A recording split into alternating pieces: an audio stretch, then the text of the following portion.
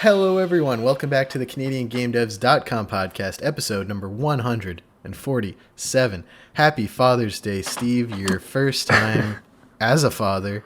Your, 30th time as a son, or 35? 34? 34? Wait, what? How old am I? I'm 33 right now. So 33. Okay, so this will be the 34th then, right? Yeah, I guess. Okay. Yeah. How was it? You got to sleep in? No one made you breakfast in bed? No, I to be fair, I didn't. That was breakfast in bed was from you. I didn't, or was your sort of question. I didn't expect breakfast in bed. But it's good. I slept in. I then just did normal dad stuff. Played with the baby, fed her, all that good stuff. I got a Wu-Tang Clan shirt that says "Wu-Tang's for the children." It is. Which which I'm thoroughly. It's one of my new favorite shirts now. So excellent. It's good. So shout out to all the dads out there, and rest in peace, my dad. And yeah, it's actually, to get a little soapboxy.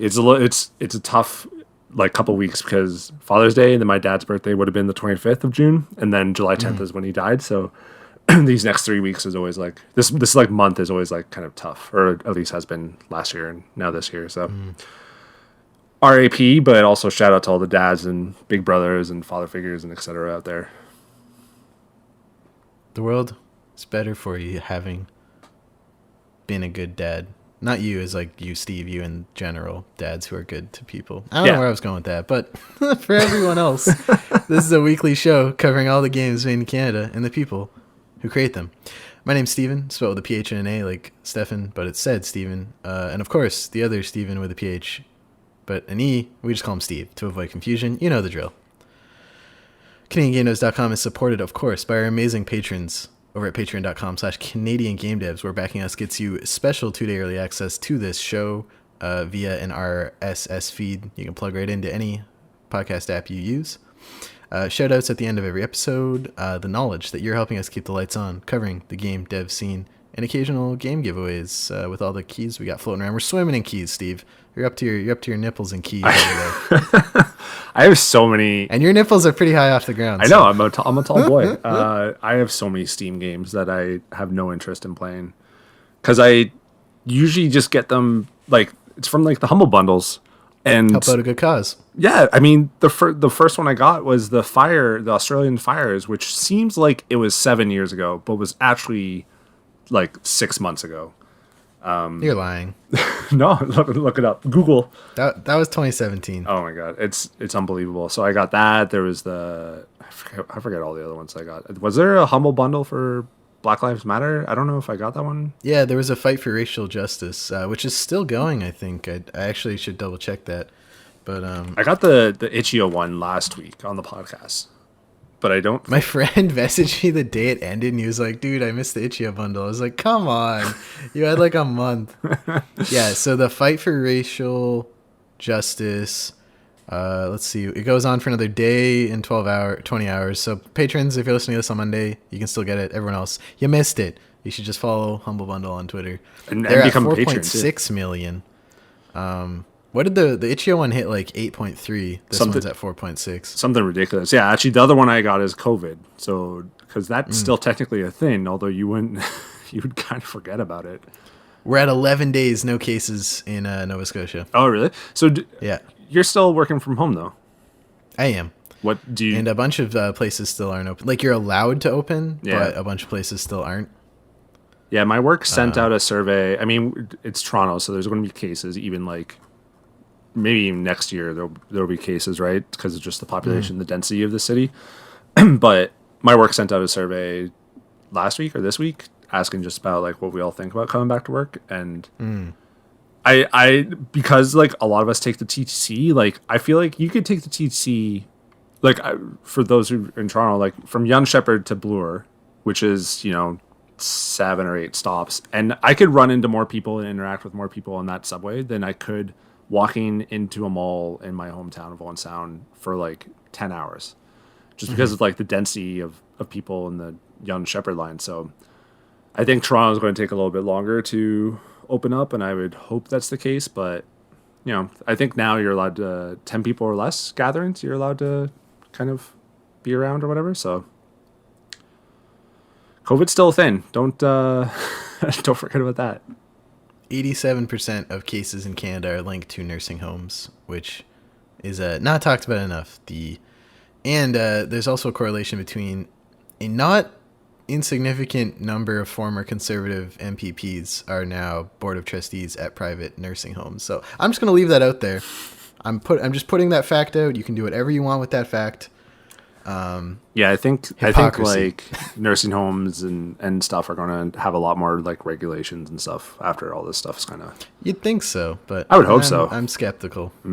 We'll see. But that's not why you're here. You're here for all the Canadian events, jobs, news, and opinions that we like to deliver weekly on our show, which is now on YouTube, Steve, with some hot new graphics and jingles. Check it out. I had a lot of people.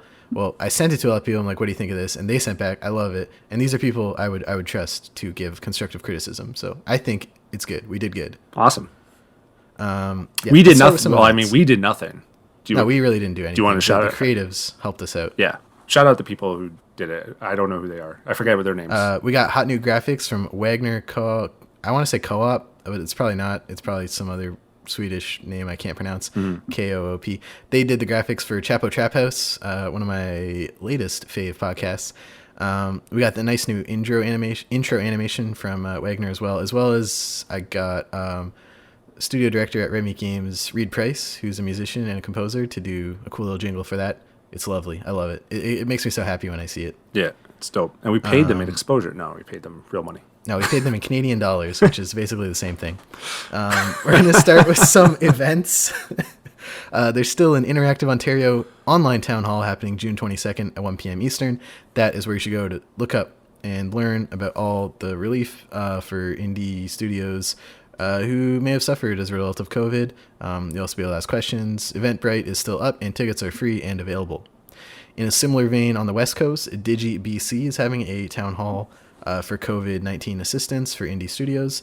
That's the same day, Monday, June 22nd, but it's at 6 p.m. Pacific to 7 p.m. Tickets are also free, and they're also still available. In the fall, Game Dev Atlantic is going from an in-person sort of day-long event of talks and hanging out to a digital day-long stream of talks, and that is more information coming soon, but to mark your calendars, it's September 18th, 9 to 9 Atlantic Standard Time. Is that in Halifax? Last year it was. Yeah, I was at a hotel right downtown. It was really fun. I went, and that's where indie mobile studio Alpha Dog Games announced that they got bought by Bethesda, and so they threw the after party. It was pretty cool. I'd recommend.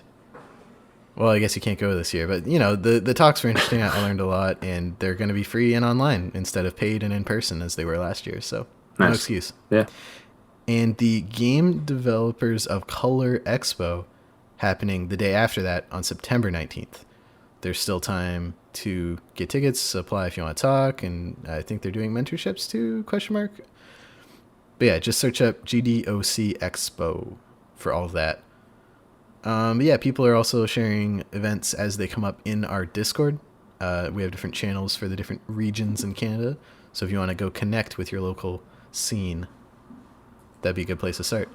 Similar to those COVID things too, we did do a podcast with Insert Coin Accounting a couple weeks ago that I would recommend checking out.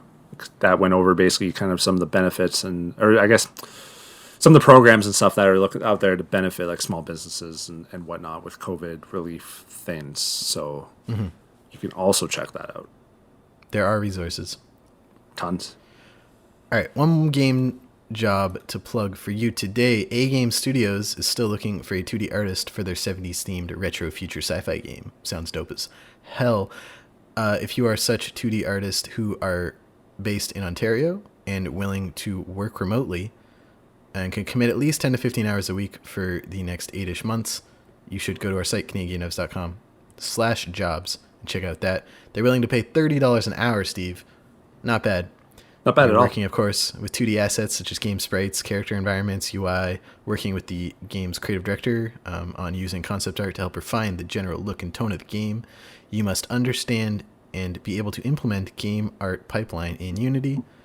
Bonus points if you worked on a game before and are familiar with the full development cycle of a game, to pre-production to post-launch.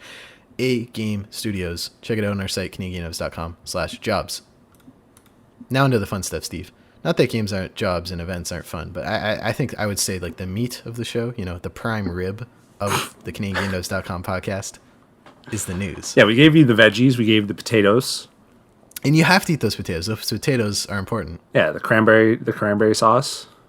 No, the cranberry sauce can get scraped straight into the garbage. You don't like cranberry sauce? Cranberry sauce? No, and like my mom likes it, my girlfriend likes it. People like it. So like I'm aware it exists and there's a market for it, but I don't understand it. But you're not part of that market. Not at all. That's fair. I don't mind inedible lettuce because they know you're just gonna flip it right into the garbage and they'd rather not get on the plate. I don't mind it. It's just the only time I ever eat it is at Thanksgiving. I like cranberry in juice form. See, I don't like. That's all I have to say about cranberries. That's fair. So we gave you that stuff, but now this is the meat. This is the meat. First up, Steve, 2019's best mobile game, Grindstone, has added new levels, new items, bosses, more. I downloaded the update. I'm playing through. What's to say about Grindstone? It hasn't already been said by me a million times on the show. It's amazing. If you haven't played it, now's a great time to jump back in. Or sorry, if you haven't played it, now's a great time to start it. And if you have played it and got to the end like me, now's a great time to jump back in. It's amazing. It's the best match game I've ever played. Better than Matchland. And I love Matchland, Steve. It's a bold statement, friend. Matchland's great. And I don't even know if you could call Grindstone a match game per se because of all the different like loadout stuff you can do. Yeah. They do share some similarities in like your items are like the heroes you bring into battle and you can like swap them out and stuff. But they are very different in that Grindstone's a much more methodical game that you pause between every run and you execute once you've drawn the line you want, whereas Matchland's like go, get as many as you can. There's a bit of planning out before you start, but really it's just reacting to what drops in. Yeah. No, it's fair. And I think, it's a great game, deserving of everyone's time and attention. I didn't particularly That's, of course, like it, from Toronto-based indie studio Capybara. You didn't like Grindstone? No, I tried playing. I played it 2 or 3. Like I tried getting into it 2 or 3 times. The most recently, since the last update, when I got Apple Arcade for a Fold Apart last month, and I don't know what it is. I just play it and I'm like I'm just don't get sucked in. Oh, I don't know, but that's okay. We're different people, Steven. That's okay. But good news for Grindstone fans because it's all free. Do you know if any of these Apple Arcade games have like since left the service and have come out as just Apple, like as iOS games? That's a great question, and I don't. Because Grindstone was a launch game, right? Yep, it was there day one. Yeah, so I don't know of any games that have left the service and have since been released. So I wonder if like eventually, if it's like a year thing, like Grindstone will eventually come out free to play or for like $3 or something like that, and how if it changes or whatever. Like I'm just interested in how that evolves. But I mean, Apple Arcade's like $5. Like if you play even a little bit of phone games on your phone, like it's worth it. But cool, good news for them. Good news. In other bigger non-indie news, 2 stories on the site this week as it unraveled. EA announced Star Wars Squadrons during a standalone live stream on June 15th. And then during EA's EA Play Live event, they showed gameplay, and that's what, really counts when we break it down. I'm all my boxes are checked, Steve. I'm just going to say it right off the bat. No microtransactions, no in-game purchases. It's $54.99 Canadian, single player, campaign, multiplayer, cross-play at launch, playable in VR. It's on PS4, Xbox One, PC, supports both the PC, VR, major platforms, and PSVR.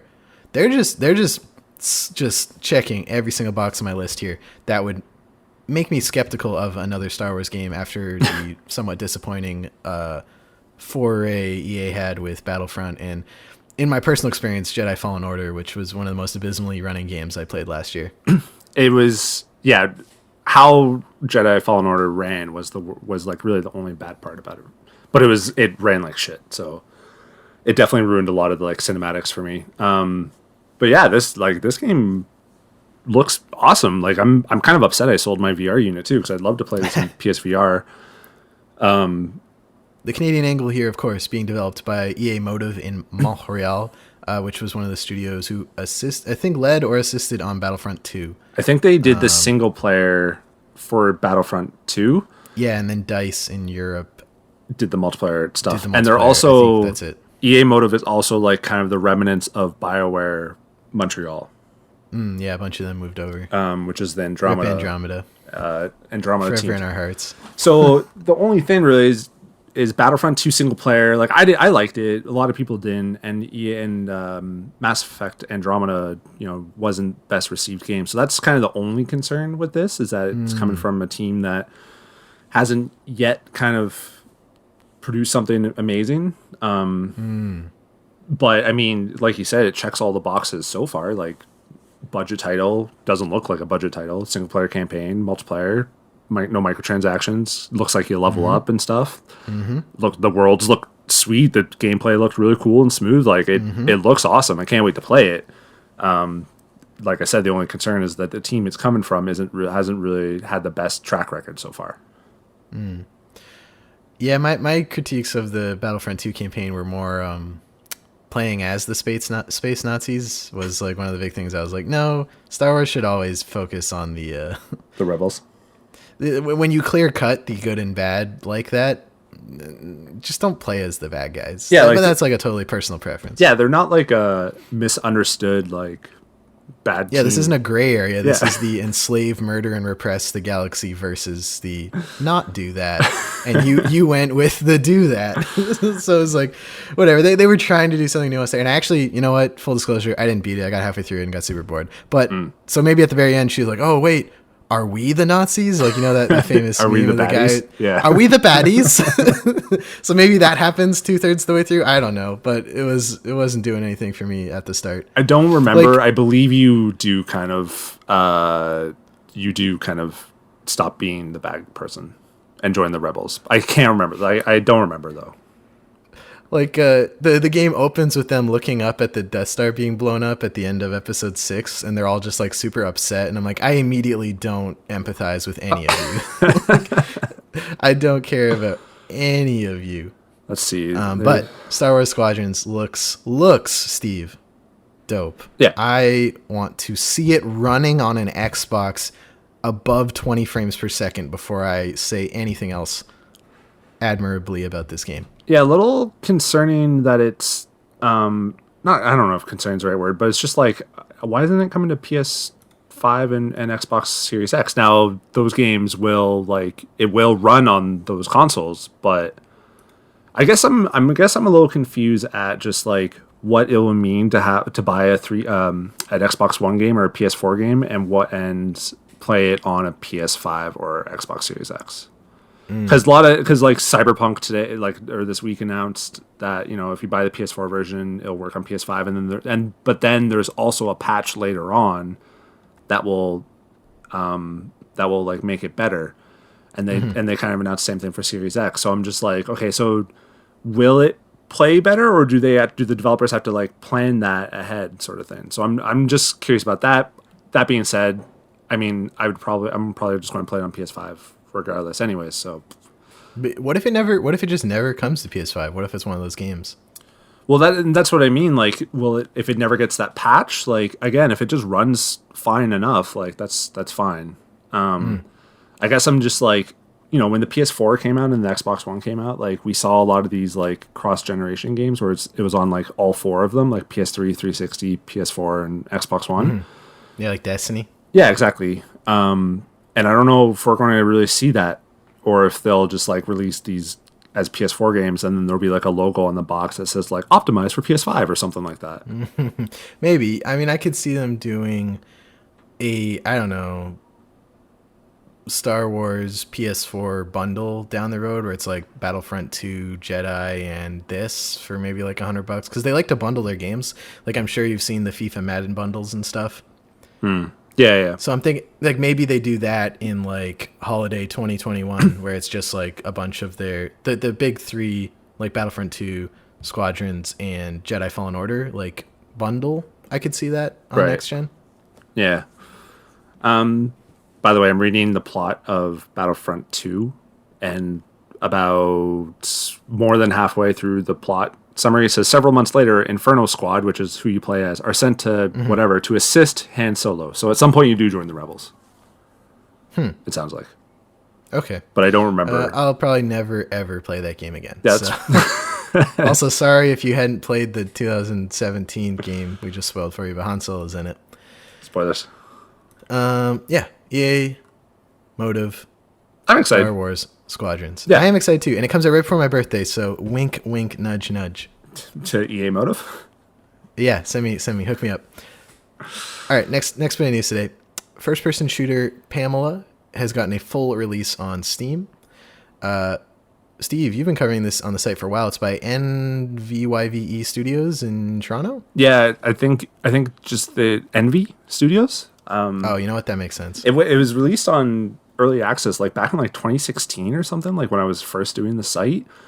And I found like a podcast, like episode 30 with like Jake Budno and Brett, and we talked about like that game and Severed and other things, and it's just a nice little blast from the past. But I kind of forgot about this studio because they have another game, Gun something, I forget. But it's not on Steam. Oh, Hypergun, yeah. So I kind of forgot about these guys for a little bit, and then all of a sudden I saw this tweet out like it's coming full, like, you know, it's full of the game, and it has a story, like a bigger story or whatever, and all these bug fixes and all these things. So good on them. I thought Pamela always looked really sweet. Like it looks kind of like a Bioshocky because it takes place in this like kind of utopian city that's been destroyed. So that's pretty much what Rapture was supposed to be. So I want to play it. You got a codes, didn't you? Or code? Yeah. So we had a little finagling with our terminals.io account this week. For those who don't know, terminals.io is a place where people can or press can make accounts and sort of follow different creators and ask for codes and stuff. So we're in the. I was using like my personal account with a bunch of the Canadian Game Devs channels to get keys and stuff for Canadian games, but now we've made like a joint one Steve and I share, so we're just reapplying for that. But right before we did that, I got a code for Pamela on Steam, and we will be streaming it this week, twitch.tv/Canadian Game Devs. So I'm also interested to check it out. Yeah, I wanna.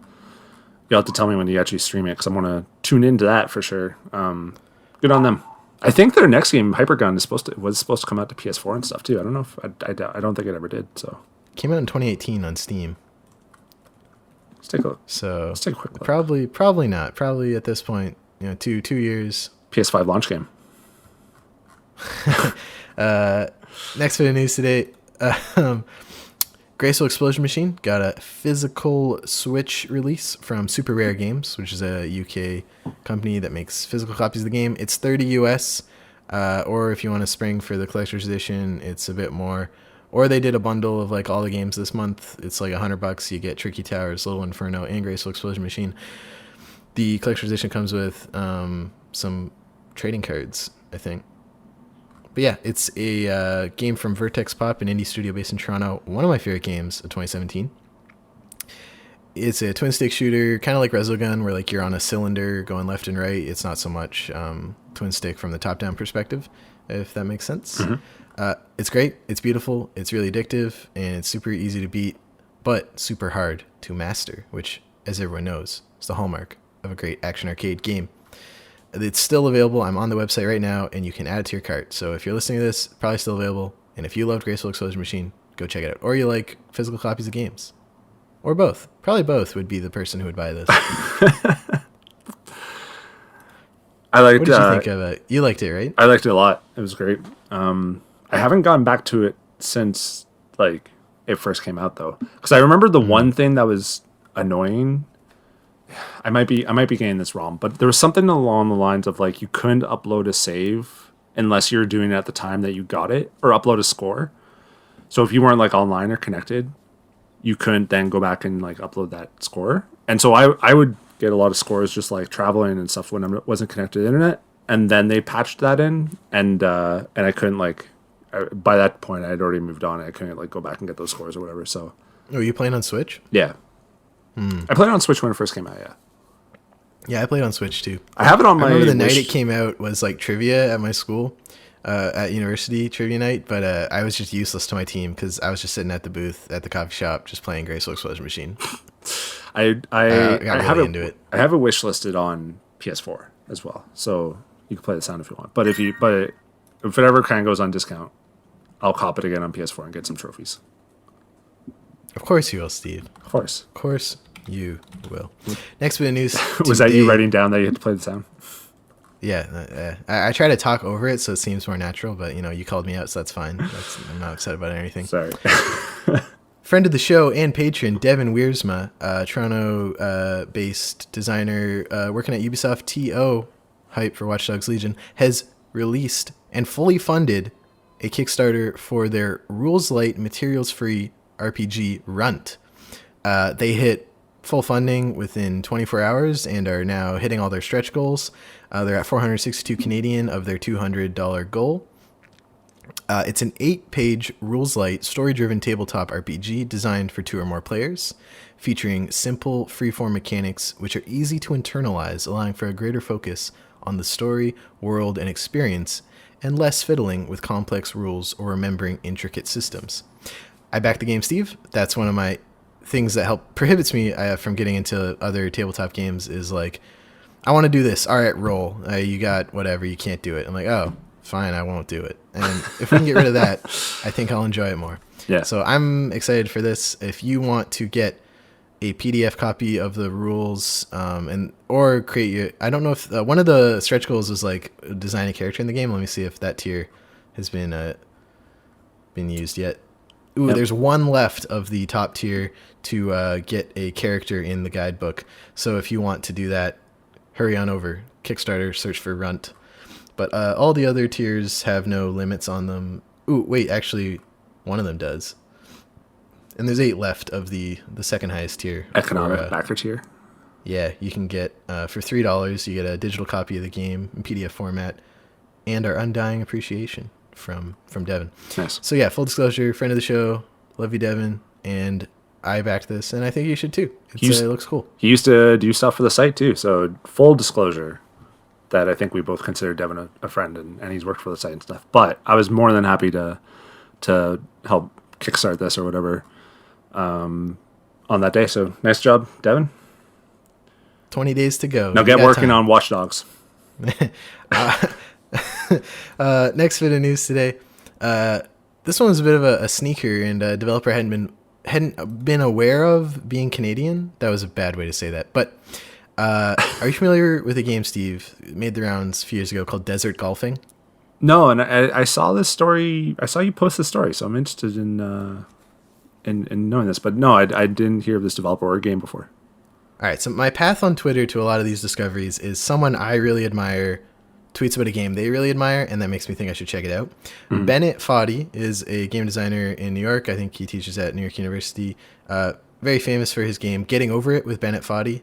The guy in the bucket with the hammer, and it's like a really tricky sort of 2D platforming game. Oh yeah. Also famous for QWOP, like the runner game with use different keys. Yeah. He tweeted out that Justin Smith, the designer of Desert Golfing and now Golf on Mars, is, quote, the person whose catalog of games I would most like to have made, end quote, which I thought, wow, that's extremely high praise. What would elicit such a high praise from a designer I think is pretty dope. Golf on Mars is a 2D golfing game. Steve, I'm going to read you a bit of the store description on the App Store for Golf on Mars. For centuries, philosophers and mathematicians have gazed up at the night sky and wondered, is there golf on Mars? The year is 2866. Mars is 35% terraformed, finally enough to allow for the playing of golf. Golf across infinite * rocky mountain surfaces, discovering golfing obstacles that make us Earthlings gasp in awe. And at the bottom, the asterisk is like, infinity is impossible to represent on any non-quantum computer. There are actually only 25,770 million golf holes in this game. And then it just goes on like that. It's very funny. That's the kind of humor that's in this game. It's one of those like pull to one side and let go to golf, but it's weird. It's fun. It's only $3 on the iOS store. I'd recommend everyone check it out. And it's by Vancouver-based self-described game developer extraordinaire Justin Smith, aka Captain Games. It's on iOS and Android. You have no excuse. And unless you don't on, have a phone, then you have an excuse. And on Itch.io. It's on Desert Golfing's on Itch.io, but I don't think the other one is. Okay, I see. Yeah, you're right. But yeah, if you want to get the I would say the holistic experience, you go back, play Desert Golf, $2 on Itch.io, then you download Golf on Mars and check it out. If you hear baby toys in the background, that's just my baby's toys. Ah, makes sense. Watch this trailer here, Steve. It's funny. Are you seeing this? Yeah, with all the different levels or whatever. Oh man, this game's wild. It's good shit. I don't have my phone on me though, but I might cop this. I mean, it's $3 you said? $2? $3. And the premise is also like gravity on the, what does it say in the store description here? Hold on. Because I need a new, and I mean, I might cop Apple Arcade again because I need a new phone game because I literally don't have any levels to play in Matchland after like a year, except for like the events that happen. So I'm like looking at my phone and I'll open up Matchline and can't do anything. And I'm just like, all right.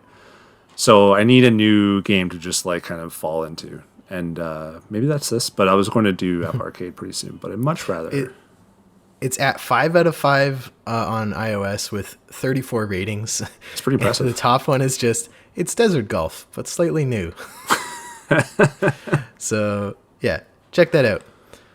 Finally, Steve, I'm going to close this day with a somewhat job-related post that Square Enix has opened a new studio in Quebec, specifically in Sherbrooke. This new studio is research and development focused. It's dubbed Eidos-Sherbrooke. You can follow them on Twitter at Eidos-Sherbrooke.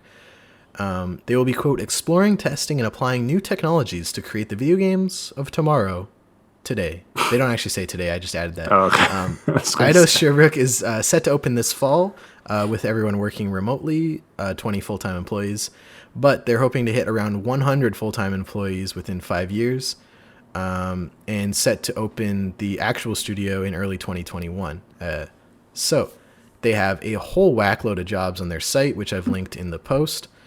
I'll rattle some off, and if that sounds... I gotta translate this page for French people ruining this country. If you're interested in being a programming director, a physical programmer, a technical artist, a core programmer, an office manager, technical architect, these all sound extremely complicated and way above me, but if that sounds like something you'd be interested in, you should check those out. Whether you are Canada or abroad, do not hesitate to apply. Very, very polished website. I love nice websites. It's just something, you know. Julien Bouvray, studio manager, has been evolving the video game industry for over 20 years, climbing all the levels from physical programmer to director of tech at Eidos Montreal. Backed by his years of experience abroad and in Quebec, Julien now takes the helm of Eidos Sherbrooke to meet new challenges aimed at accelerating the technological innovation in video games. They spell video games as 2 words. I take it all back. Don't apply here. They don't know what they're talking about. You know, I'm looking. I've never really heard of this city before. It looks pretty. Like, their little trailer has like a rapids and like. I was going to say this. Really nice. It looks dope. Plus, I'm sure there's a lot of historical sweet shit in there because it's it's Quebec and right by the Lawrence River. So I'm sure there's some. There's actually a drawing on Wikipedia of Sherbrooke in in 1828. So I'm sure there's a lot of cool history there. Good on Square Enix. Always good to invest in this sort of stuff. Any jobs you would apply for at Sherbrooke, Eidos, Steve? I have to go on the site to see. I doubt I qualify for any of them. If they need a Salesforce or customer management system expert, then I can, and I doubt they need that. So maybe someday. Maybe one day. I doubt it. That's it for all the news this week. It was a good week. Lots going on. I'm excited, Steve. Just in general, not about any news story in particular. Just in general. Did you kind of to double back on EA a little bit? What do you think of that conference? It was a little EA Play Live. Yeah, it was way better than last year's EA live stream. I was really enjoyed it. My expectations were pretty low because last year was like they did like 3 or 4 games, and the year before that was even worse. And they had also the cringe like Peggle 2 moment that got memed into oblivion. Yeah, this was a really tight lots of games.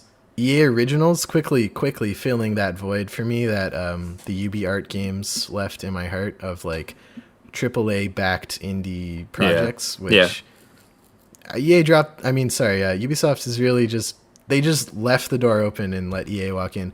I have loved all of the EA Originals I've played. A Way Out, amazing. Unravel, amazing. Fee, gorgeous. Light on the gameplay, still recommend it. Sea of Solitude, you played, right? I did. I enjoyed it. It was just depressing to play. But like all these EA Originals, super tight. Of course, Joseph Ferris, the Fuck the Oscars guy, is back. I love him. I would die for him. And his new game looks rad as hell. I'm gonna check it out. And the thing he said that I found really interesting was he's directed 3 movies and 2 games at this point, and he's like, games are way fucking harder than movies, and that's something I've heard. Speaking of Reed Price at the top of the show, who did the jingle for our intro on the YouTube, he's an actor and a game developer, and so he also talks about how games are just way harder to make than movies, having worked in both of them. Yeah, and that's just something I'm hearing multiple people say, so it's probably true. You know, there is a job on this Square Enix site that I could apply for, office manager. Ooh, hit it up, Steve. Yeah. I thought the same thing. I was a little disappointed that they didn't show, like, that they didn't really talk about next gen that much. They just kind of said BioWare's we're working on shit.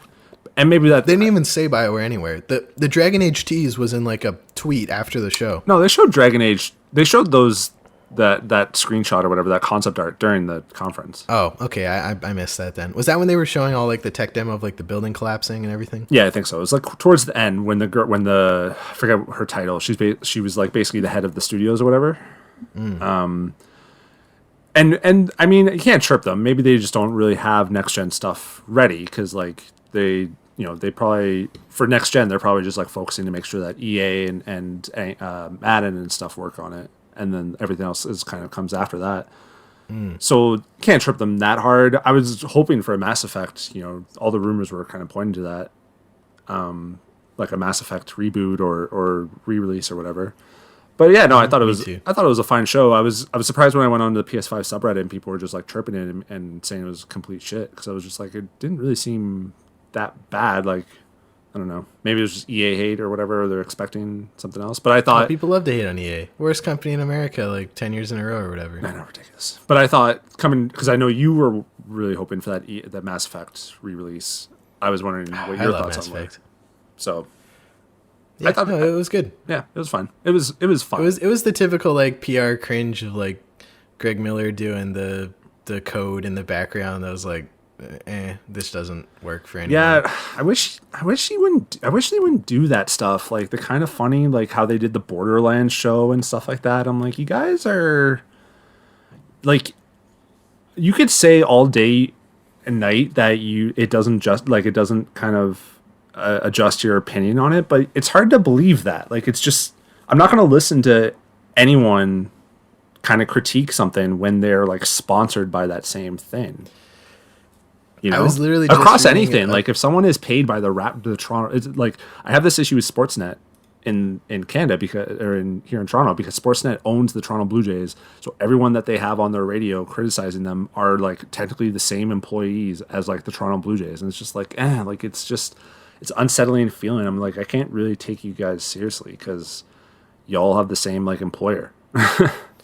I'm gonna put a pin in this and bring it back for hot take, Steve. Okay. I'm sorry. I have something to say about that, but let's move into everyone's favorite segment, Wishlist This. Ooh. If you don't know, this is inspired by Steve and Brett's, rest in peace, frequent wishlisting of games while we were recording them. Actually, I should let everyone know Brett's not dead. I know we're the site where you go to for news on Brett's life or death, but he posted a nice selfie this week on the beach that I said looked like had big Jason Momoa energy, and it was a very nice picture of him in like some sunglasses with the long hair off the sides and the big beard. I like it. Is that Aquaman, Jason Momoa? Yeah. Okay. Yeah. Go follow Brett Meeser on Instagram.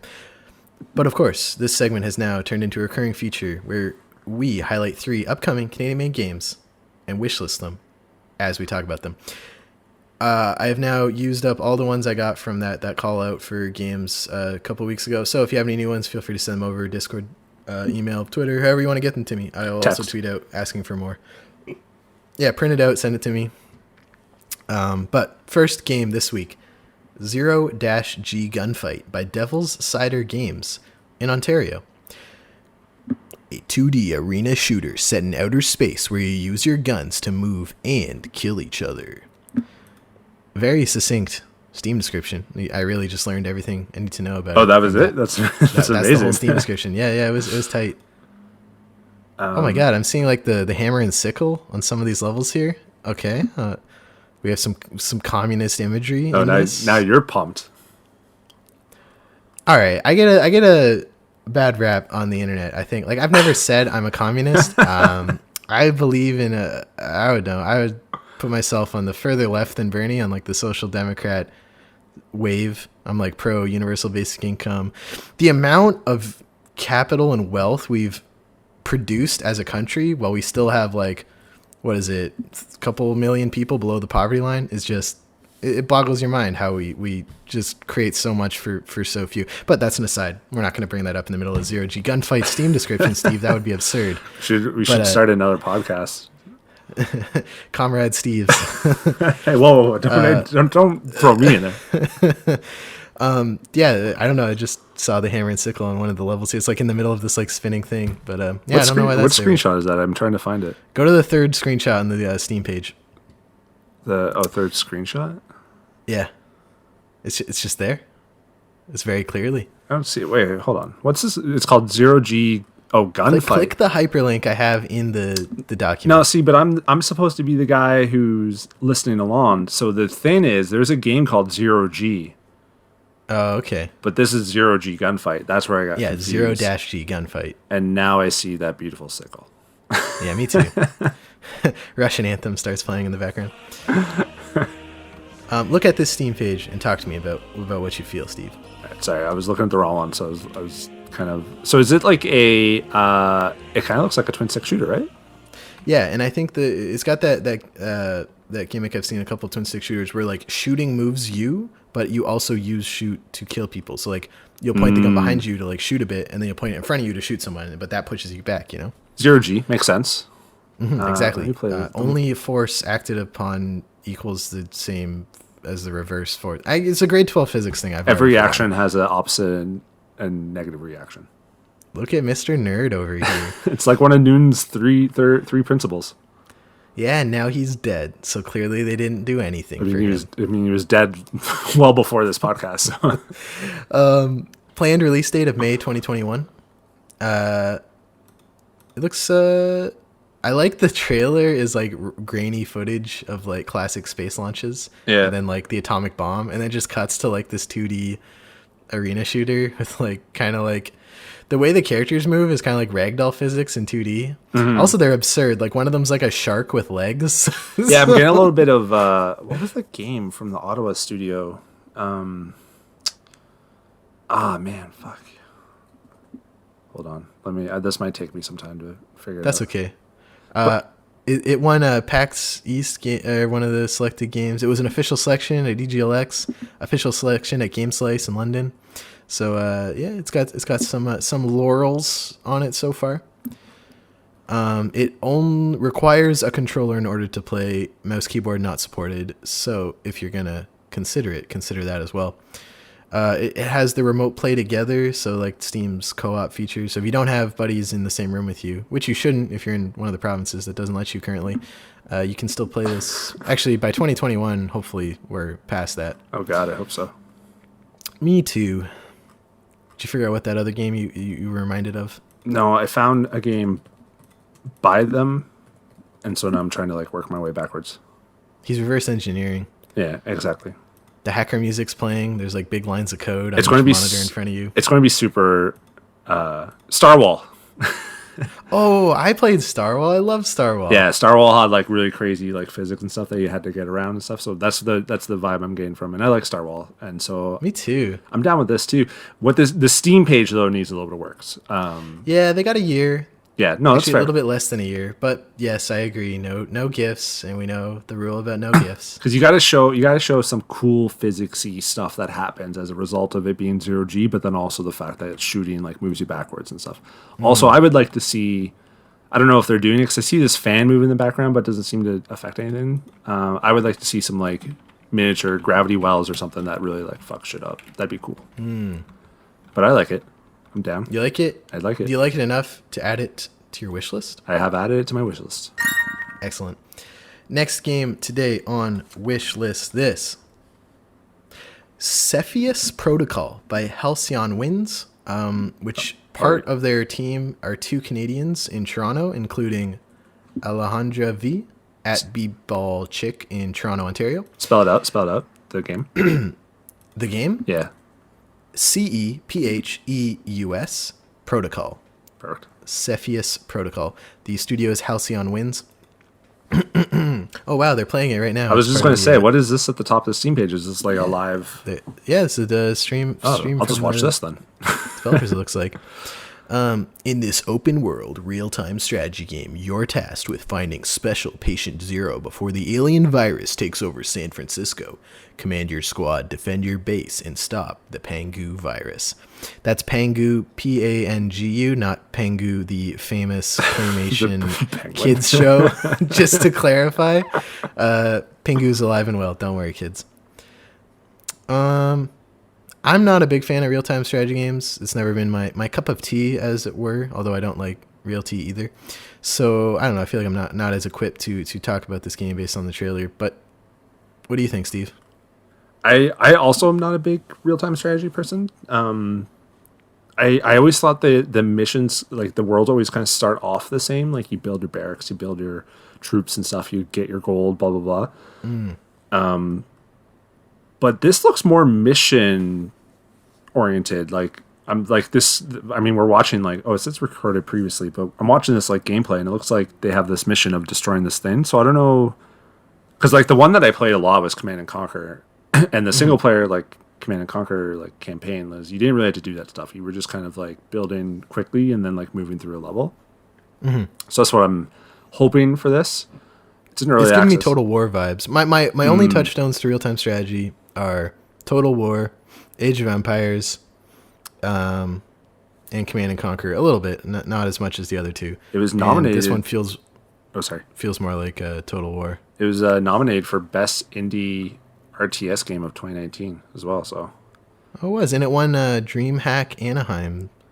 I like the concept though. As we're going to talk about when we talk about Last of Us. Like I like this kind of story, like of the world's gone to shit, post-apocalyptic stuff. So it gets the check mark from that. It's just not the genre that I'm like crazy about, and it sounds like neither of us are really crazy about it. But for those who are into RTSs, yeah.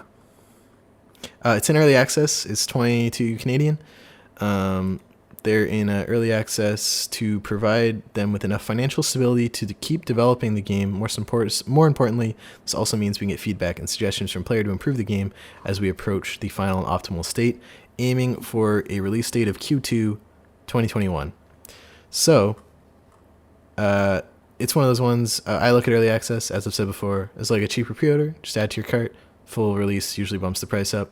Or just add to your wish list and see when it comes out, whenever that is, if you're still interested. So where are they from? You said there's like 2 Canadian developers? Yeah, two of the developers are Canadian in Toronto, and the one who recommended the game for us for wishlist this was Alejandra V at B-Ball Chick in Toronto. Yes. Cool. And Steve, I have to ask, is it on the wish list? It is, yes. Excellent. Last game today on wish list this. Big money, Steve. Slumber Clause by Copy Chaser Games in Calgary, Alberta. From the creator of Speed Dating for Ghosts comes a new weird text adventure about death and sleep paralysis in the late 1980s. Speed Dating for Ghosts, sort of a cult hit last year. I saw the people who talk about text adventure games in a knowledgeable way, I saw talking about and appreciating this game. Didn't we just talk about Speed Dating for Ghosts for some reason? Didn't it Yeah, just it come was to in the Switch? Itch.io bundle. Oh, okay, I see. Yeah, that's the last time I heard you bring it up. True. The key art is gorgeous. There's like this girl with, Harry Potter glasses on, like upside down in the water, like face up. I like this key art. You can play as either modern or classic text adventure, and they have like customize a mom is one of the prompts in the trailer here. It has a prologue that you can download and play for free, and their planned release date is Halloween 2022, which I think is, or sorry, 2020. I meant 2 as in like TOO, as in addition to what I said before, but that just sounded like 2022. I think Speed Dating for Ghosts also came out at Halloween. Let me double check that, so I'm not giving the people faulty information here. Nope, it came out in February. Everything I said. I don't might have have came out on many, itch.io in Halloween. I don't know though. I don't have many friends on Steam, but a friend of the show, Sebastian, wants this game. It tells me. Does that mean he's added it to his wish list? Yeah. Oh, nice that's job, what Sebastian. that means. Good job, Sebastian. Steve, have you added it I to your have. wish list? Yes. What do you think of the Steam page? I could go for another text adventure, actually. I want to download the demo, too. Do you have a sound effect for downloading the demo? No, we have the instant buy. We have the wish list. Now we have the Russian national anthem. And, I mean, the Soviet anthem. Do we get a demo sound effect? I had that arcade coin, actually. I'll just do that. Yeah, I think so. I'm actually not going to download right now, though, just because I don't want to fuck up the internet speed thing, because it's been an issue before. But I will download it later on, because I could go for another text adventure. I want this game on Vita, though, is really what I'm talking about. Which we were talking in the Discord. We had a Vita fan recently talking about how it's... I forget their name or username, but they were talking about how Vita's the last place where they play JRPGs and text adventures. Yeah, I mean, there's a new JRPG that comes out for it like every single month, basically. And I started replaying this like adventure game, Zero. What the hell is that? I forget what it's actually called, but I started dabbling in it a little bit just because I'm kind of feeling that sort of game, and I have low trophy percentage in it. Someone was also talking about the PSP in our Discord too, and I was like, that's kind of people are going. There's a crazy PSP fan in our Discord. They're having a great week rediscovering all the PSP goodness. Yeah, I know. I had a PSP. It's all excited because its battery didn't blow up. A year or two. I played Patapon 1, Patapon 2, the Simpsons game, and then one of the Metal Gear games. I didn't have a lot of fun with the PSP, but I think I was just too young and stupid for it. Yeah, I had a PSP, but I didn't really play it that much. It just I just bought it because it was cheap, and I never really used it, to be honest. I love the DS was just too dope. I just played the DS too much. Dope screen is that what it stands for, actually. Also, the battery for the PSP was atrocious because it would fucking spin that UMD and just kill the battery. Oh my god, the Universal Media Disc. Who could forget? You could put movies on there, Steve. You ever want to watch one of the Batman movies on your PSP? I did watch. I've watched because my friend got a PSP at launch and it came with Spider-Man 2, and I remember watching Spider-Man 2 on it and being blown away. I was like, "This is really cool. This is so neat." And I watched a few movies. Dumb. Hey, in 2005, it was really neat. I guess. I was in high school when that happened. Like, I mean, that's before really smartphones. That's before iPads, obviously. That like you couldn't watch a movie in your palm, in the palm of your hand. That was the first time. The PSP? Pretty much. Okay. Like the closest thing is you would have we had a portable DVD player, which was just it was pretty much a beast. Like it was pretty much the size of my laptop, and only played DVDs. So you couldn't really you didn't watch videos. Like this is before YouTube even. Like you didn't really watch videos in a handheld thing. So watch Spider-Man 2. That was cool shit. Simpler times, Steve. But then you wouldn't want to buy like $15 movies with shit like on a tiny screen. So it wasn't so universal. All right. That's it for Wishlist this, Steve. We need new ones. I'm going to be tweeting out send me your game. If you're Canadian or in Canada, send me your game. I want to talk about it. Hot take of the week, Steve. I had this whole thing ready. I want to talk about like the emergence of the video game dad in recent years, and we've seen like from Lee Everett and Walking Dead to Joel and Booker and BioShock and Joel and The Last of Us, and then Dad of most War. recently Kratos and Dad of War. I had this whole thing for that, but I want to come back to this point you brought up earlier about the complete lack of any real credibility in games, quote unquote, journalism. And I don't know if you saw that Brian Altano tweet that blew up, I think at the end of last year, where he was like, there are no game journalists, and you shouldn't consider me like a games journalist. That's not a thing. Mm-hmm. And then Jason Schreier was right there in the replies, and he was like, well, maybe not what you guys do at IGN, but I can assure you there are people covering the game scene and reporting on and investigating game-related stories. And I've been questioning, like, really since I stopped watching Kind of Funny, and it was so incestuous. Like, I'm not going to insinuate anything. Mm-hmm. I'm just going to say, at PAX 2016, I saw Greg Miller dating Genevieve, or hanging out with Genevieve, whatever, as they started dating a little bit later. Then Kind of Funny, she was the PR person at Square Enix. They did Deus Ex. And then Kind of Funny was promoted by Deus Ex for like a couple months. And then they got married. And I remember I was like, that was definitely like a insider deal there to get Square Enix to promote Kind of Funny show for a little bit.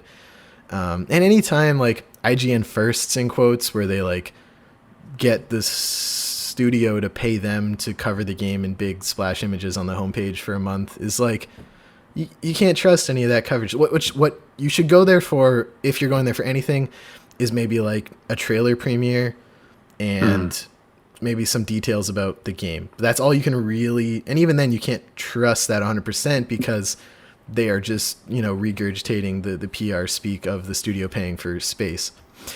I have way more respect for any journalist, YouTuber even, who's gotten like blacklisted, or like Jim Sterling is one of the most hated people in the games industry, and that speaks to his credibility to me more than anyone else, because studios don't want to send him their games because he will talk about the workplace conditions it was developed under. He'll talk about brutally honest critiques of the game's economy and just straight up call what is gambling and manipulative design that gets you to and he'll do his research so that he pulls out talks from GDC or different game developers conferences around the world where they explicitly say they're designing their games so that the like default psychology is to buy things and players should feel bad for not buying things. And he'll put that into his video talking about their games and be like, they are trying to abuse players. And so of course no one wants to send them their games. And that's way more credible to me than fucking the Kind of Funny Borderlands show paid for by Gearbox, where we play the game sooner so you come check it out and talk about how great it is, Yeah.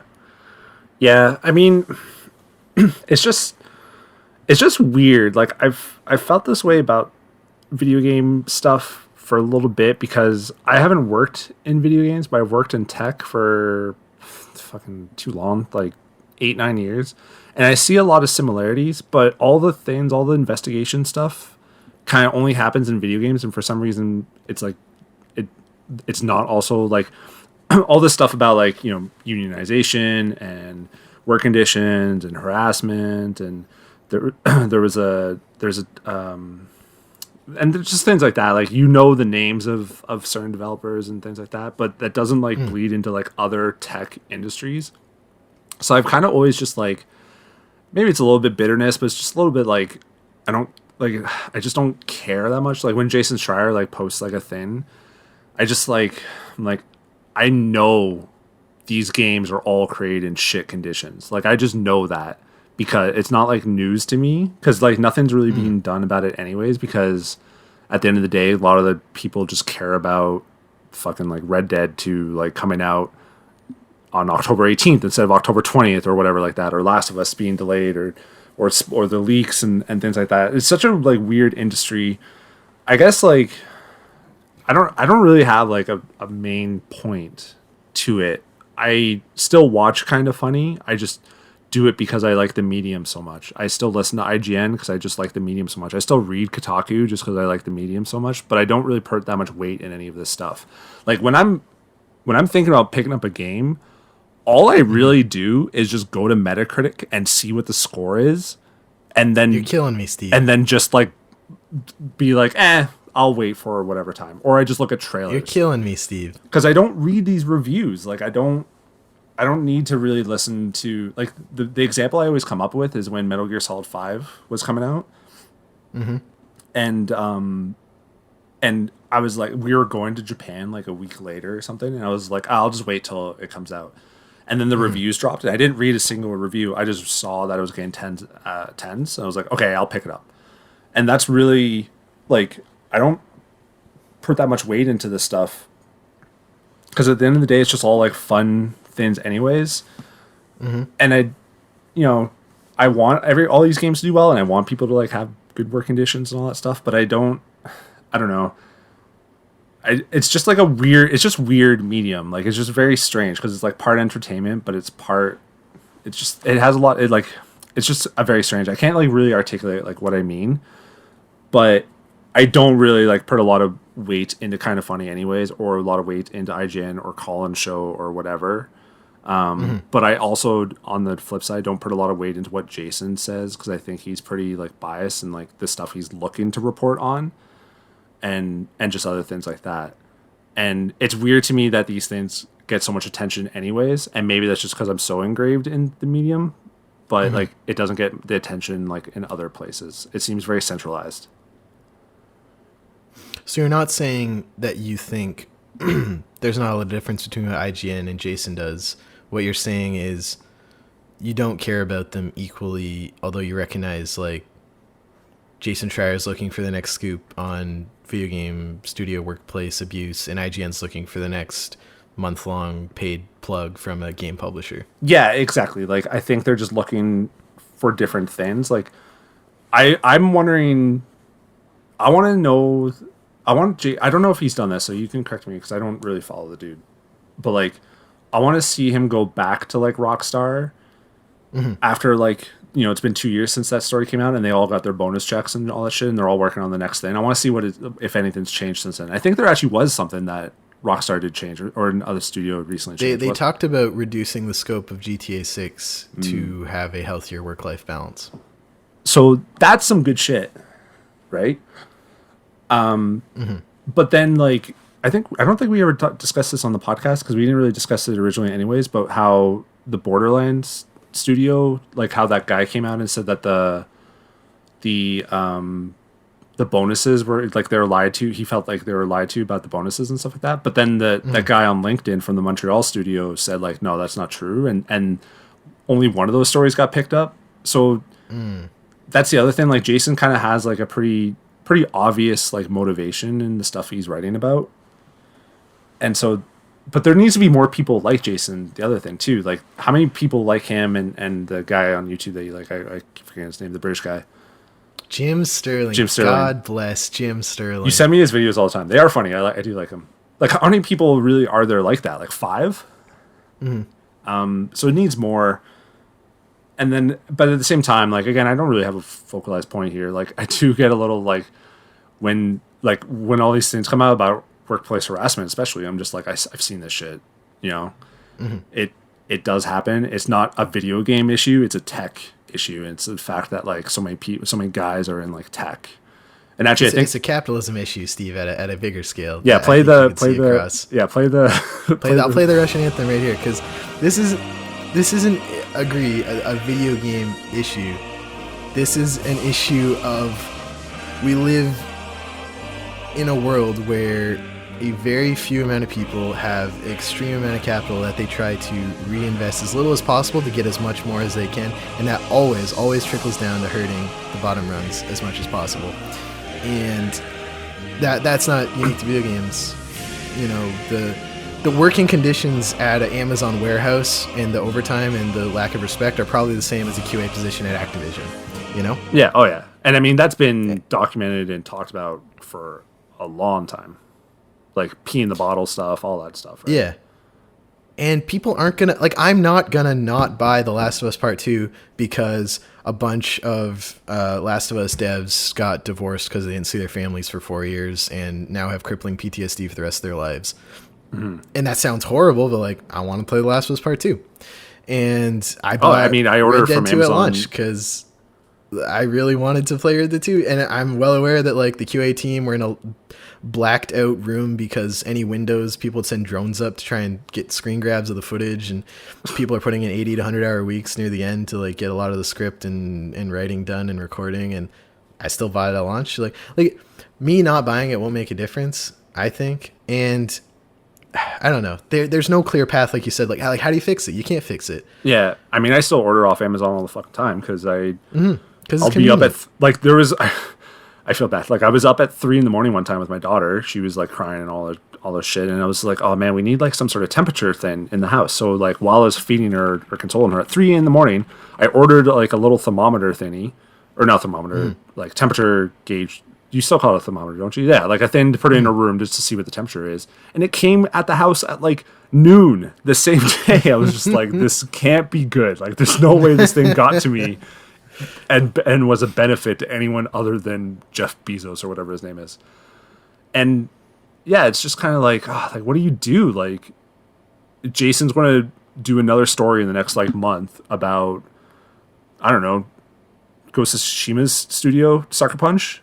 I've heard Sucker Punch is good. I heard they're like some of those, and he talks about the studios that are good to work at too. Like, Insomniac is famously one of the like best game AAA studios who pump out amazing polished games with a healthy work-life balance. So it's possible. Crunch is always a failure of studio leadership and you know the people setting the agenda. Always a failure of them. Never a failure of the people working on the game.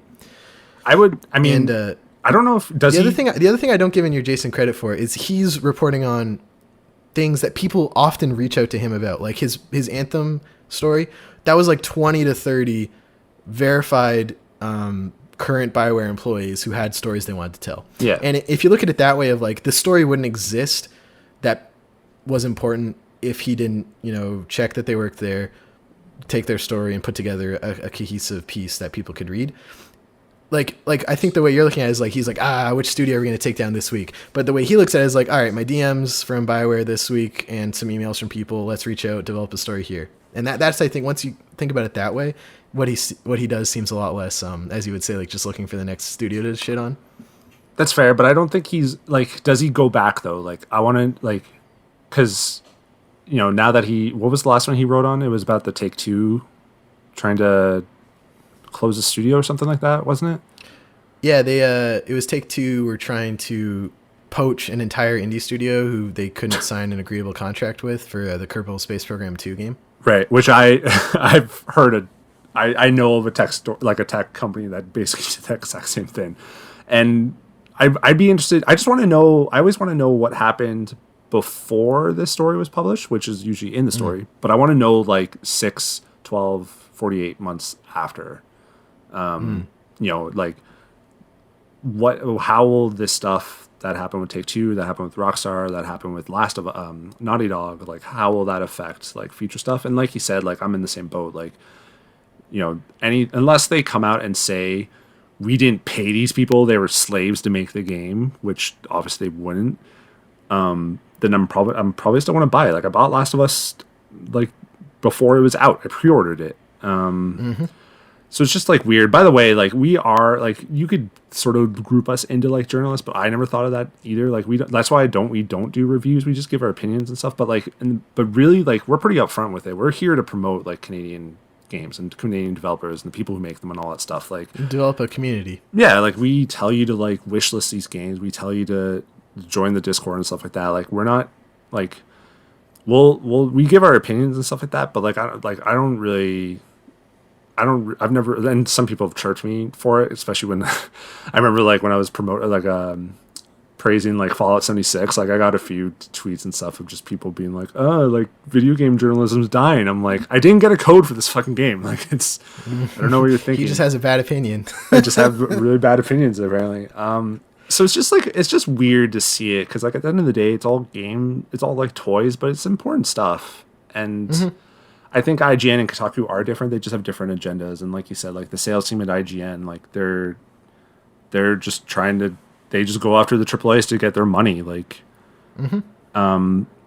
I think for me, Kind of Funny is just a little bit different because they're smaller. IGN has like a giant sales team and a giant like content team, and they always say they don't talk and stuff like that. Maybe that's true.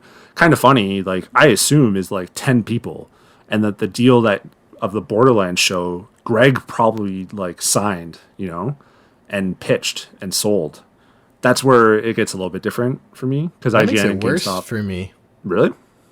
No, yeah, worse for Kind of Funny. You're the one talking about the game, or also the one who signed the deal to get paid to talk about the game? Yeah. That's what I mean. That's why it's worse. That's why like Kind of Funny's like this situation is a little bit worse than IGN's and GameStop's or GameSpot. I was confused too. GameSpot.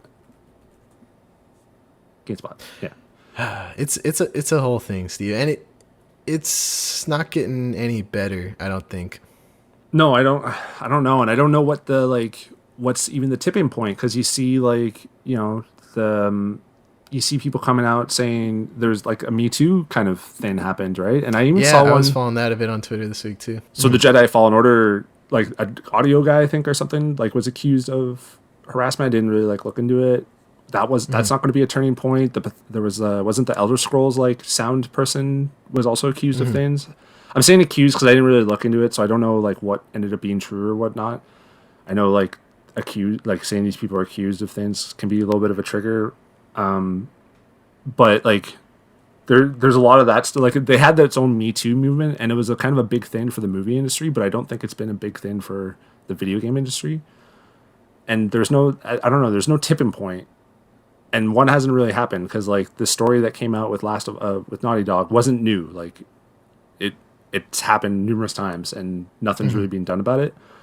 And I know there's talk about unionization, stuff like that. I don't know. And that is changing. We had the first game union last year in the UK, partnered with the Steelworkers Union. We have a new union this year in Sweden, I think, at one of the real-time strategy big studios.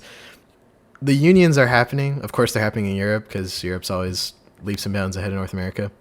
But the conversation is starting, and unions are forming, and we're seeing another form of studio explored in the indie scene, like the co-op, where everyone's a lateral, all equal ownership. There's co-op mode in Montreal, there's the Dead Cell studio in France, there's the Glory Society, which is part of the Night in the Woods devs. They just announced a new project actually with Finji.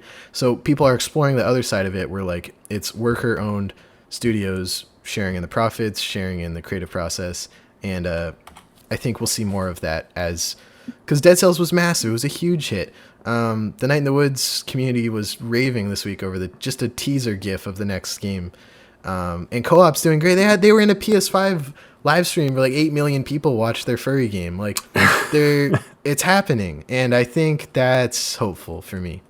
Yeah, I guess the last thing I'll say, I mean, something do people still chirp IGN for the plagiarism thing when it had with Dead Cells? I don't. Oh, yeah, I remember that. I feel like that people have moved on, and I don't know if it's been what even came about that. So it's just, I don't know. I don't really have a focalized viewpoint on this stuff. I'm not I'm not super pro gung ho about unions. It wouldn't even affect me anyways, but I'm not super against them or anything either. I think you and I are a little bit different on that. And I'm not I still watch IGN. I still listen to their podcasts. I still listen to Kind of Funny. I still listen to their podcasts. I'll still play Naughty Dog games and Rockstar games and all these things. So there hasn't been that tipping point. I don't know what it is, what will happen, but I think it's important to still kind of talk about all these things and just get it out so that the general so that gamers kind of know. But at the same time, my brother's playing Xbox. If I bring up all any of this shit, he doesn't know. He doesn't even know who made. He didn't even know that Rockstar, that the guys who made GTA were the same people that made Red Dead Redemption 2. I did tell him because it's not a concern to him. He doesn't care. It's just how. Yeah, I mean, most people don't. It's just why would they? Yeah, exactly. I don't know. Subject yourself to this unpleasant information about your recreational activities. Yeah, I mean, I love the Marvel movies. I don't know who the director of Black Panther was, and if that person did anything before or after. I just don't. It's not really the scene that I'm in. By the way, I had to turn the AC on, but now I see that it's you can hear it. So I'm gonna maybe turn it off or something. No, that's okay. We're I think that was a good hot take. Good hot take. Cool take segment this week. It's an ongoing conversation. It is. And yeah, I don't know. I think, as you say, for Tipping Point, it has to come from within. If everyone at IDOG got together and they're like, hey, we're not going to make games until you do this, of course, something would have to change. But that won't happen. They all get very different salaries for very different reasons, and everyone's very demotivated to do that. Yeah. I don't even know how unions like kind of start. Like, I remember when I worked at a factory one time, part-time, like in school, I was coming up and someone handed me a form and they're trying to unionize, and I just like threw it away because it wasn't going to affect me because I was only there for the summer. So I was just like, whatever. But I have no idea how unions start or anything like that. It's the one in the UK. They made like a chapter, and they have to get like accredited, I think is the right word. And then what that means is all the ones they partnered with, if any of those unions wants to take action, the other unions partnered with it will also take action. So like when if the steelworkers went on strike, the game developers will go on strike, and that creates more pressure. And so if the game developers went on strike, the steelworkers go on strike, and that creates again pressure like from the bourgeoisie, Steve. I got you. The people who own the means of production and abuse their workers. I actually read the Communist Manifesto this weekend. Really? I'm surprised it wasn't just like framed above your bed before. It's old. It's still relevant. And also, you gotta remember, Karl Marx was a huge racist piece of shit. So I was going to say it was Karl Marx like did the manifesto, right? Yeah, he was very anti-Semitic too, which I learned this weekend. I'm not surprised. If like a lot of people have been. It's kind of like how people were tearing down statues of like Confederate generals and stuff like that, and then people were like, "Well, let me tell you about everyone else before the 1970s because they were all awful people." Yeah, I posted this week. I went to Laurier University in Waterloo, and there's a couple statues of Wilfrid Laurier on campus, and he was awful, and we should just drag them all into the dumpster and call it a day. Yeah, my wife goes to Ryerson, and I actually have a friend whose last name is Ryerson, and he believes that he is like related, like he's very distantly related to that person. And actually, I looked at like the picture of the person, and they look very, very similar. But Ryerson was also like, he didn't really believe in like education for like women and stuff like that. So it's just, so there's like a petition to like name Ryerson University, and I was just like, that's never going to happen, sadly. Nah, they'd have to change too many business cards. Yeah, and I mean, it's just like, I remember like hearing about this about the Baseball Hall of Fame, because like baseball historically has been an awful like group of people. Oh yeah, I saw 42. Yeah. And even like after that, like there's so many, and like Baseball Hall of Fame is just like riddled with like all these racist and homophobic and just garbage people. Unfortunately, like I don't know what the solution to that stuff is, but like it's just like everyone. It's pretty much when it's everyone. Like, what are you supposed to do? Like, I don't know. That's for different people than us to figure out, Steve. I have no control in that anyway. So. All right, let's wrap up Hot Take and talk about what we've been playing this week. We streamed 3 times this week. Missed the Thursday stream because the EA Play Live was happening, but next week stream 4 times again. On Tuesday, I streamed Breacher Story from Quebec-based. What was the studio? Doubleton Game Studios. It's a 2D sort of text choose your own adventure game about you're recruited to like this hacking organization via your phone, and you learn a lot about, and I would see it really as an educational tool for people to learn about cybersecurity. Like that's a game I would get like grade 10 students to play. I think it has a great glossary of terms that people should be learning as they get more and more online. That's where I see that game being really useful. And you almost like, so you get hired and like you're trying to scam people essentially with like malware and stuff to like get them to send you money to like get rid of the thing. But if you mess up the text adventure part of it, they'll realize how they can do it themselves and like disconnect, and you don't get anything from them. And I kept doing that. I kept messing up, and they would like, oh, so if I had a backup, I can just like erase it and re-download. Okay, I'll do that. And then they hang up with me. I'm like, fuck, I didn't get the money from them. So I don't know if that was like the intention of like, you can like, as you're playing, you're learning all these things about staying safe online that sort of taught me I learned a couple things, a couple terms I hadn't learned before, and there's a nice glossary in your phone you can go through. I feel like I should give that game to my mom. Yeah, do it. It's super easy too. Like, it's just a phone UI in the game. In the background on the left is like sort of these nice. It's not watercolor. Maybe it is. No, it's not watercolor. It's like they're very nice, slightly moving backgrounds that you look at while you're doing all this. Yeah. I really liked it, and I recommend you check it out. It was on sale for the week. It was like $3, $2. I don't know if it still is, but it was only like 5 or 6 new. And if you just want to add to your wish list, it'll go on sale again in the future. I liked it. I'd recommend it. On Saturday, yesterday, the day we're recording on Sunday, we streamed the last year, which we played a little bit when it came out last fall. It was previously a Discord app exclusive, I think. Yeah. When they were trying to do games for a hot second. Are they still not?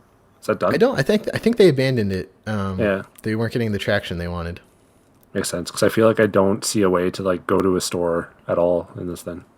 Mm-hmm. Yeah, no, I think there were a couple Canadian games actually on there the last year, and King of the Hill I think was another one, which is like the hat arcade game co-ops or like competitive thing. But the last year is a 1v5 asymmetrical horror-y game similar to like the Friday the 13th game or Dead by Daylight, except this one's first person.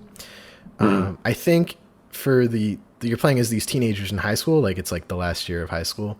But I think for the they're called the Fiend, like the hunter thing trying to kill you. I think that's third person, although I never did play as the Fiend. But I shout out to Super Nick in the chat who hopped into my game and was like walking me through it. We died really bad, like 3 games in a row, and then we did a great run and everyone got out except for Super Nick. Actually, like right as the gate was closing, he just got like grabbed by the ankle and like smashed against the ground until his head popped off. But it was gory and a little confusing and disorienting at times. But when you have a team who was sort of working together, it was a good time. Nice. Yeah, it's got all the tropes. Like there's the brace face girl. There's the jock. The jock's name is literally Chad. I love it. There's the other one. There's the black football player guy, and his name was Troy, which is Donald Glover's name on Community. And I was like, that has to be on purpose. Yeah, it's tropey, but in like a fun, campy way. And there's a bunch of different fiends who can hunt you down. One's like the choker or something, and he has like a grapple hook, but he's super weak if you catch him as a team, but individually he can like pull you away and like grab you from vents and stuff. And then there's like the big brawly guy who like runs in and beats you. It's come a long way since I played it last year, and the chat was telling me about how it's changed and they've added new maps and new modes and stuff. So yeah, it was good. I might jump back in sometime. Nice. And just today we streamed Shadowy Contracts on Steam. It's a third-person stealth. Sorry, my girlfriend just got home. Hi, Tori. Oh, she can't hear me, but that's okay. Shadowy Contracts. Oh yeah, sorry. It's rough, Steve. It was tricky. It's going as like an assassination type game, where you have different contracts and you're going to these little settings to sort of pick them off, but there's no ability to like assassinate people from behind, which is something I expect from like a stealth game like that. Like you go up behind them and do the same attack animation as you would from the front. It's rough. It definitely needs some more time in the oven. Is it like early access or whatever? It is early access, okay. Yeah, at the moment. And they're putting out more stuff all the time. But yeah, I think it's 15 Canadian. Yeah, $14.49. Yeah. Yeah, that's what we streamed this week. Nice. As for games I played a game called West of Dead, which is sort of a very, very pretty cel-shaded roguelite game. It's got like a cover system, and you're playing as a character who's like a Skull Rider cowboy. No, who's the guy? The Nicolas Cage movie? That's Skull Rider, right? Oh, Ghost Rider. Ghost Rider. Yeah, he's got like the flaming head. And the premise is in this Skull in this Rider is world, pretty good, Skull though. Rider. And the premise in this world is like when you die, the heaven is to the east and hell is to the west, but something's stopping people from getting where they need to go. So you play as this character voiced by Ron Perlman. Actually, it's pretty dope. Nice. And yeah, you go through, pick up different guns. It's very similar to Dead Cells and Dreamscaper actually, which we're playing on stream last week. In that, like, you add different abilities as you play and pick up different guns, swap out for newer ones, see how far you can get, and then retry. Oh, yeah, it was a fun week, and I jumped into Ape Out again because it's on Game Pass. Still a great game, great soundtrack. We both have been playing Last of Us 2. We have. Now, I thought you'd be farther than me, but turns out that you're we would say like 2-3 hours in, and I'm maybe like 5-6 hours in. I think so, yeah. I'm loving it. Like every part of it. Like we won't really go into the story because no spoilers. Yeah, no story spoilers. Limited gameplay spoilers. Yeah, like I think just the physics engine alone is just like so dope. It's kind of like when you played Half-Life 2 first, and you're like, whoa, like I could do all this stuff. There's so much cool like, oh, that's so neat or whatever moments. And it's just like great to play. Like I didn't really like Uncharted 3 or 4. I was kind of done with the Uncharted series by that point. But like granted, I'm also a sucker for like post-apocalyptic stuff. So like zombies and end of the world and different universes, like different like, you know, whether it's at the start of the apocalypse or like 20-25 years in, like I'm just a sucker for that shit. Like I love just like exploring all these houses of just like that are frozen in time, like basically 2005 or 6 or no, when's it? No, 2013. Oh, 2013, you're right. Sorry. I was thinking because of the PS5. 2013 or whatever, like just seeing the houses like that. Like I love exploring that shit. That's why like I love the Fallout games and stuff like that, 'cause that's like always my favorite time. But I think the story's pretty dope. I'd see a lot of people like chirping it. It's just, you know, I would think just like I would at least read a synopsis or something and make a decision for yourself, because like it's certainly brutal. And I see a lot of people kind of complain about like just how brutal it is and stuff, but I don't think it's any more like graphic or brutal than like Last of Us or some other games. Like it's just like a really violent fucking game. But I mean, like I haven't ran into any issues, glitches, slowdowns, nothing like that. Like it's a really polished, like amazing game. Like I would love to just play Last of Us like a sequel like every 2 years. Like just give me this game like every couple of years. Like I would just eat that shit up all the time because it's so like well made and done. Like I don't know. I'm assuming they're not done with like I'm assuming Naughty Dog's done with Uncharted, but like Sony isn't. I don't know about Last of Us though. Like I feel like, you know, Naughty Dog will go on to do something after this. You know, but. I love it. I know people were kind of like, oh, Last of Us ended so well, you didn't need to do a sequel, but I'm not in that boat. Like I'm digging it so much. Like it's so good. I think you can be in that boat and still dig it. Like The Last of Us 1 ended perfectly, and I think it was perfectly wrapped up because they didn't expect to get as much traction and the green light for a sequel. Yeah. Like it's such a self-contained story because it was such a risk for Sony to pour all that money into it that they were totally ready for it to just exist by itself. And then it became like 200 Game of the Year awards and 10 million units or whatever. Yeah, like I think it sold more than any of the Uncharted games, right? I don't know if that's true. Maybe not. I can't confirm. Yeah, I don't know. Maybe not. But what I don't know. What are your like? We've already kind of talked a little bit, and we disagree a little bit on some of the story stuff, but I don't think it's really the time to go into that. Maybe when we both finish we it. could do like a spoiler class maybe when we beat it. But I will say with no spoilers. I think the inciting reason for this game feels forced to me, and new characters are injected for the purposes of just creating a new conflict in a way that didn't feel natural to me. In a way, everything that happened in the first Last of Us felt really natural and true to those characters. But that's my only real beef with it at this point. My experience has also been really weird with it because I'm coming off of beating The Last of Us the past couple times on Grounded. So the first time I got to enough ammo in this game where it said full, I didn't remember that you could have full ammo. having played on grounded. So I was like, what do you mean full? I have a backpack. Just stuff it in there. I know. Actually, my one real complaint, and I might bump it up, but I don't just like playing. It's tough like playing with the with my daughter because I don't want to play this game around her just because of how fucking brutal it is. Is that it is like so far pretty easy. Like even when I get shot and stuff, I'm like, oh, I got to heal up, and then I look at my health and I'm like, oh, it's barely gone down. And I'm playing on normal. I chose to go through normal on this. I'm on normal too. I might bump it up. I don't know what. I think it's hard in Survivor. I don't think I'll go to Survivor. Survivor takes out the list. Also, I hadn't played with listen mode since launch when I played it on hard for the last one. And listen mode is just broken, dude. Yeah, I don't even use listen mode. I just don't hold R1. Like I just don't use it. Oh, that's the other thing. I had to switch I had to do the same thing when Uncharted 4 came out because Uncharted 1 to 3 on the PS3, L1 and R1 were aim and shoot because those buttons were more reliable than the triggers. So I tried to play that first hour of Uncharted, and I kept defaulting to that because that's how I play Uncharted. Eventually, I just went in, and they had like a classic control scheme, which I appreciated.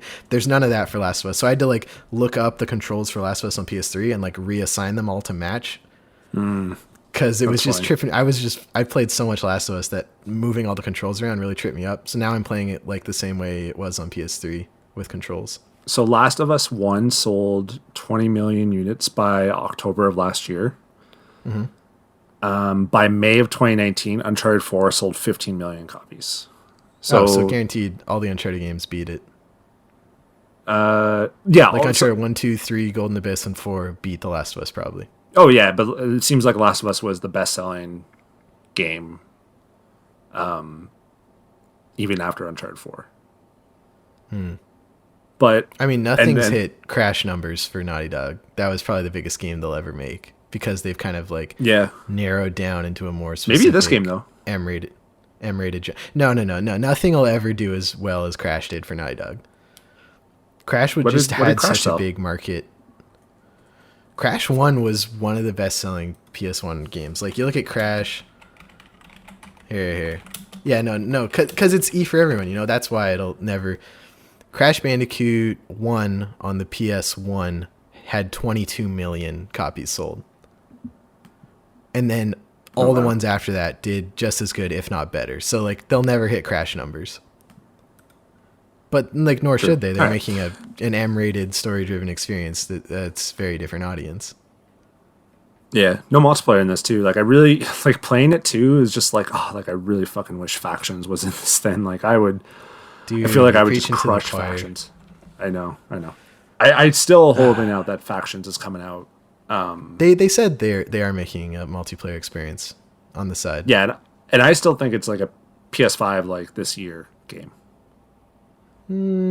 I just don't think they want to announce it because they don't want people to people to just like be confused at like what Last of Us they should play or whatever. Mm-hmm. And I feel like they'll like relaunch Last of Us 4 or 2 with like Factions just kind of quote unquote like built in whatever like on PS5 as just like sort of thing. Like that's what I think it's going towards, but who knows? I just like when I'm playing it, I'm just like, I want Factions to be a thing. Like I'm tempted to re-download like Last of Us 1 and just like go back into Factions. Would you play with me if you want to? Of course I would. That's my favorite multiplayer. All right, let's do that. All right, we will. The only other thing that I've been playing is I got the Sega Genesis Mini this week, so I've been playing some Sega Genesis games, which is awesome. Shinobi 3, one of the best platformers ever made. I love that game. I crushed that shit this week. I like nonstop played it. It's awesome. But I was dabbling in like some Vector Man, some Sonic 2, some good shit. Basically, like my life from like ages like I don't know 5 to 9, 5 to 10. Yeah, 5 to 10 is basically summed up in that machine. And it's apparently pretty easy to hack too. Like my friend gave me the video like on how to like put more ROMs on it and stuff. So I want to put more games on it eventually. But for now, I'm just enjoying the games that are on there. And I'm still like looking into buying my own, like my own Genesis and Streets of Rage and all that shit. So it'll happen, Steve. I believe. I can't wait. So excited. All right, that's it for episode 147 of the CanadianGameDevs.com podcast. I'd like to thank you so much for listening. If you want to help us keep the site running, covering the game dev scene, you can support us over on patreon.com/CanadianGameDevs. You'll get a special RSS feed with 2-day early access to the show. as well as into a special Patreon-only channel on our Discord. And if you back us at higher than $1 a month, your name at the end of the credits, like these lovely folks: Aaron McLeod, Elizabeth Avery, Hanel, Jean Leggett, Jeff Shepstone, Jeffrey Canham, Graph Metal, Kai Hutchins, M5 Games, Nicholas A. Zorko, Nav from Academy of Games, PixelNauts_Alex, Slaughter Neko, and Stacy H. Thank you, patrons, for your support. If you listen on Apple Podcasts, please leave us a review. We'd love to take your feedback, either on Apple Podcasts, or you can send us an email, reach out on Discord, however you want to give us your feedback. Shout out to the person who, again, brought up Steve's mic issue a couple weeks ago. Appreciate that. I hope you're enjoying our now refined audio quality. And, of course, check out the show on YouTube if that's where you like to listen to podcasts. We have those nice new graphics and sounds, and we're putting some effort in there. So we'll also be uploading past live streams there if you want to check out what we thought of a game. And we're thinking of taking some audio segments from this podcast, maybe putting it over footage as like little impressions of games as we talk about them. Hopefully to get all that done. But that's a lot of work on top of our 9 to 5, so bear with us. Thanks for joining me this week, Steve. Where can people find you online if they would like to do so? Stephen L. Crane on all the different things. Sometimes there's an 8. I don't know. But, just join the Discord. That's where I live. So you can chat with me. Yeah. And so you can follow us on Twitter at Canada Game Devs, and we're at Canadian Game Devs on Instagram, Facebook, everywhere else. You can find me on Twitter at Stephen Riley, StephanReilly, and you can hang out in the Discord where I am pretty much every day talking to people about games. That's it for this week. Hope you're staying safe out there, staying out of the heat, staying 6 feet away from people, and we will talk to you next week. Bye. Bye.